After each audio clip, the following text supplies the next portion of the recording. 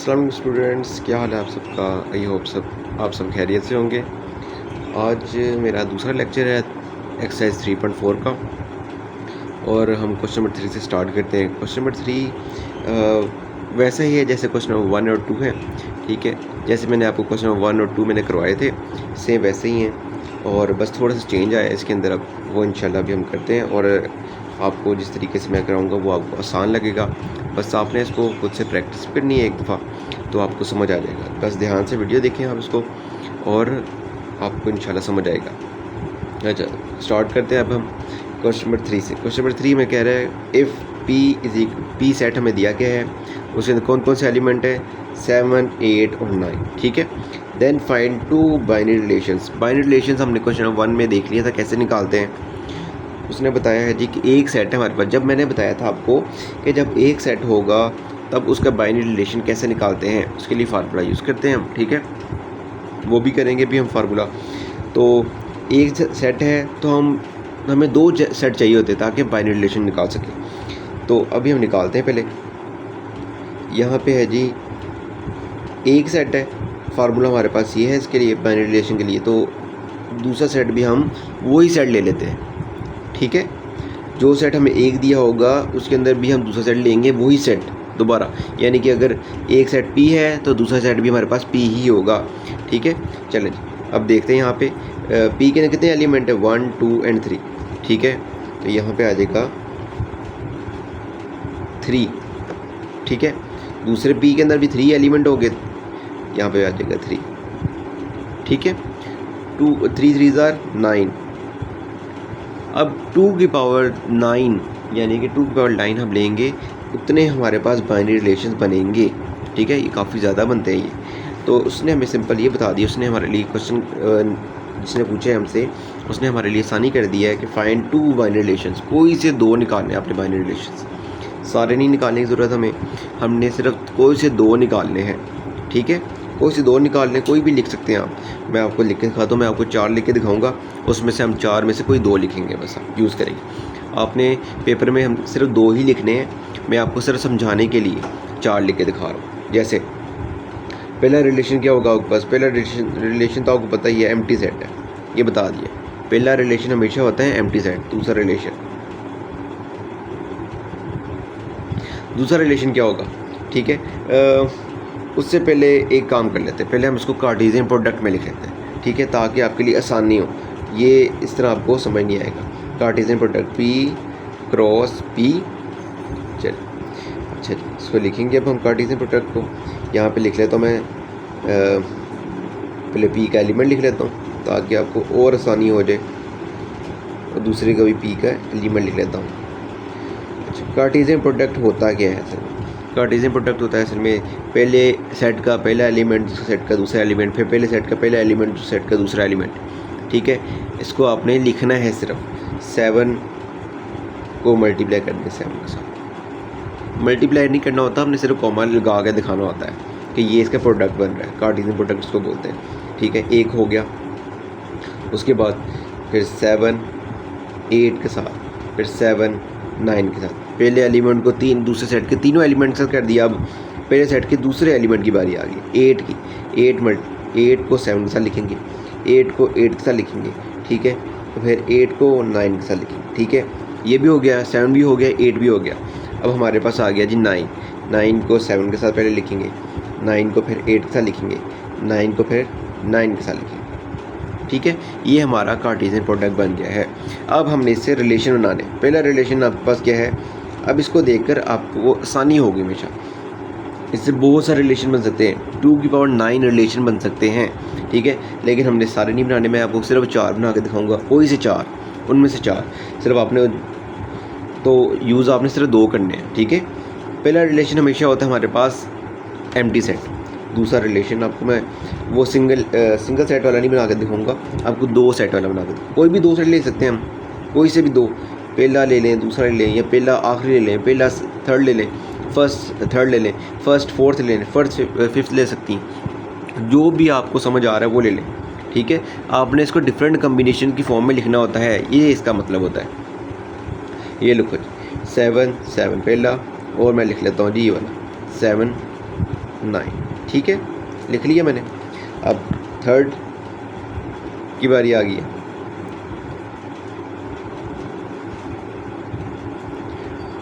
अब यहाँ पे आ जाएगा जी, अब मैं यहाँ ये वाले 2 लिख लेता हूँ, आखिरी वाले 2, आखिरी वाले 2 भी लिख सकते हैं हम, दरमियान से भी लिख सकते हैं, ये और ये लिख सकते हैं, मैं ये लिख लेता हूँ। कोई भी बना के लिख सकते हैं, जो भी कम्बिनेशन आपको समझ आ रहा है वो लिख सकते हैं हम, ठीक है। ये लिख लिया, मैं 3 का बना के लिख लेता हूँ। ये आ जाएगा जी आपके पास 9, आखिरी वाला लिख लिया, कोई भी बना लिया, ठीक है। एक और बना लेते हैं ताकि आपको और अच्छी समझ आ जाए। मैं बनाता हूँ अब पहली 3 या दरमियान वाली 3, ये लो 1 2 ये 3 बनाते हैं। 7 8 7 9 और फिर 8 7, ठीक है। मैंने आपको बोला था 4 बना के दिखाऊंगा, 4 मैंने आपको बना के दिखा दी हैं। अच्छा, अब यहाँ तक आपको समझ आ गया होगा। अब मैंने आपको बताया है सिर्फ अपने कोई सी 2 यूज़ करनी है इसमें से, मैं 4 बना के दिखाई है ताकि आपको आसानी हो। कोई सी 2 यूज़ करते हैं, मैं सेकंड और थर्ड यूज़ कर लेता हूँ, ठीक है। सेकंड यूज़ करता हूँ जी।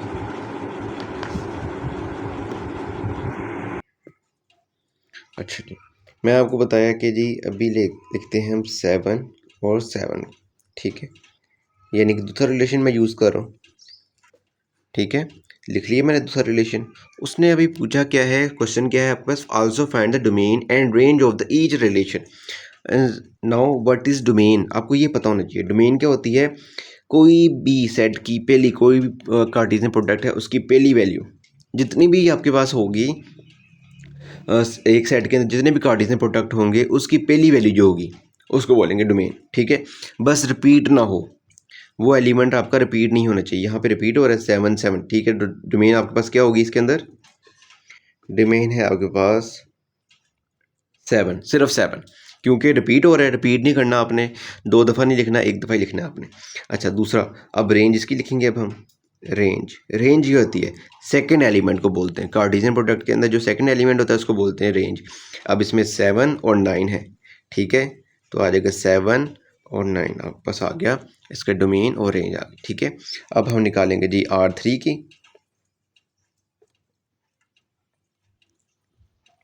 R3 आपके ऊपर लिखा हुआ है 8 8 9 7 9 9, ठीक है। अब इसकी आपने डोमेन रेंज निकालनी है, ये लो जी डोमेन रेंज।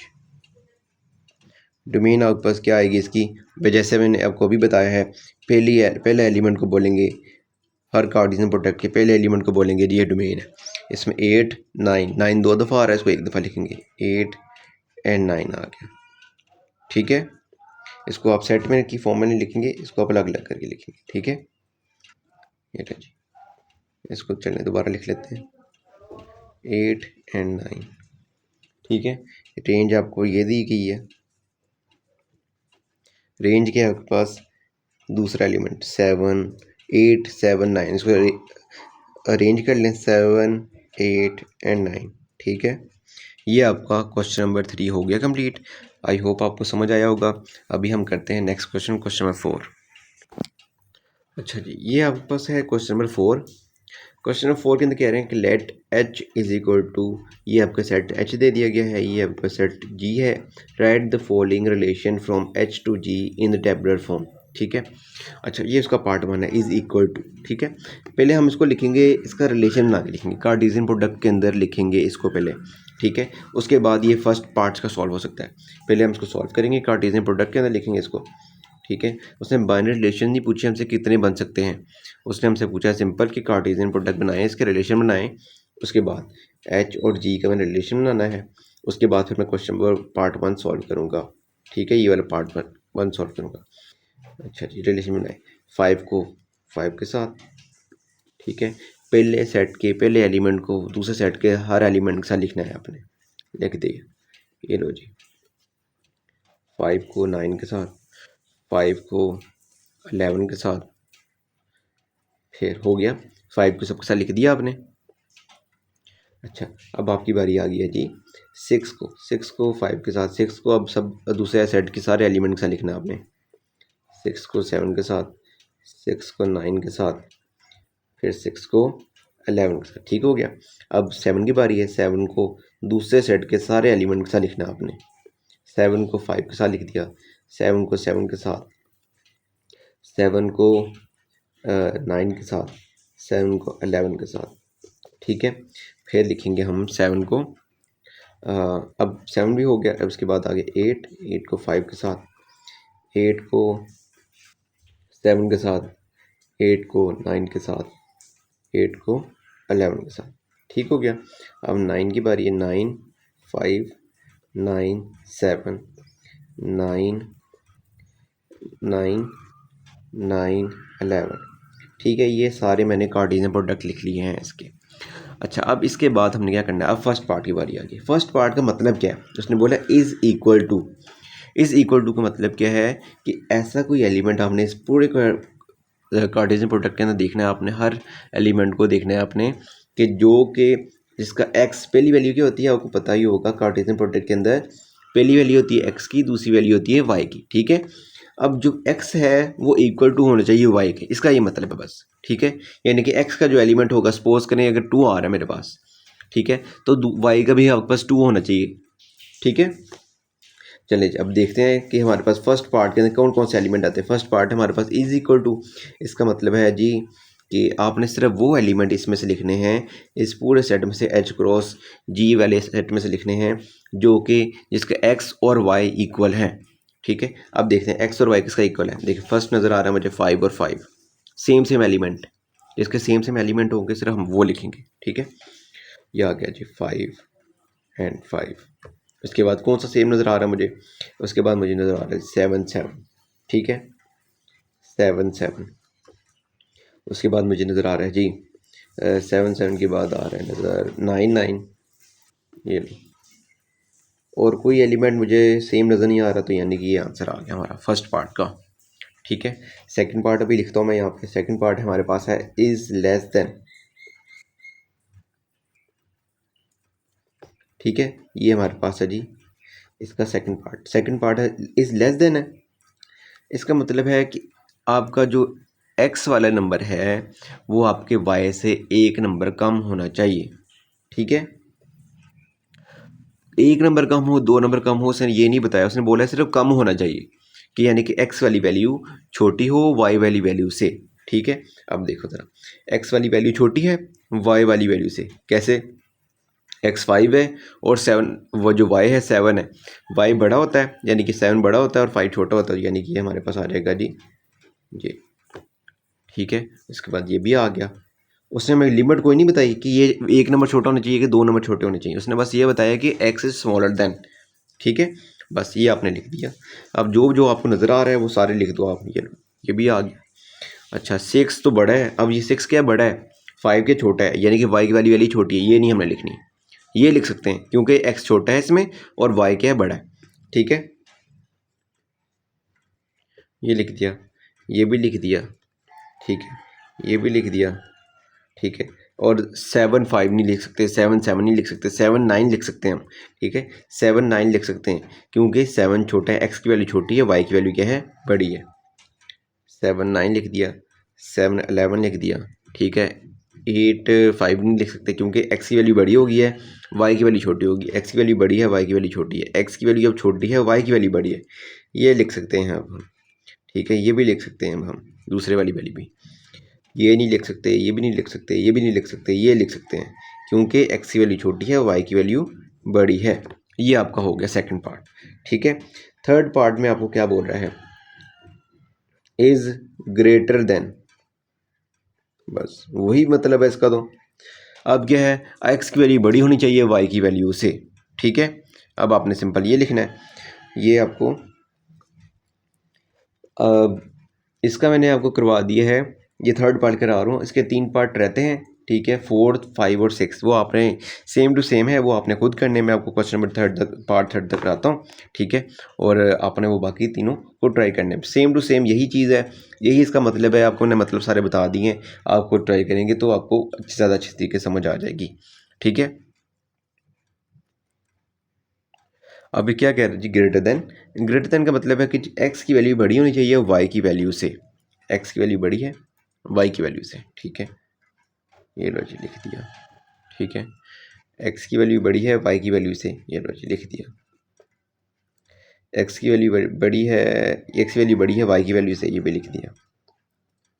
एक्स की वैल्यू बड़ी है वाई की वैल्यू से, ठीक है। अब हर एलिमेंट ऐसा लिखने हैं जो कि एक्स की वैल्यू बड़ी होगी, वाई की वैल्यू छोटी होगी, ठीक है। बस ये सारे आते हैं सेट इसके अंदर। ये आपका क्वेश्चन नंबर 4 भी कंप्लीट हो गया, ये ले जी, ठीक है। आई होप आपको ये वीडियो अच्छी लगी होगी, आपको क्वेश्चन की समझ आई होगी। बस आपने इसको कंप्लीट करना है अब। ओके, अल्लाह हाफिज़।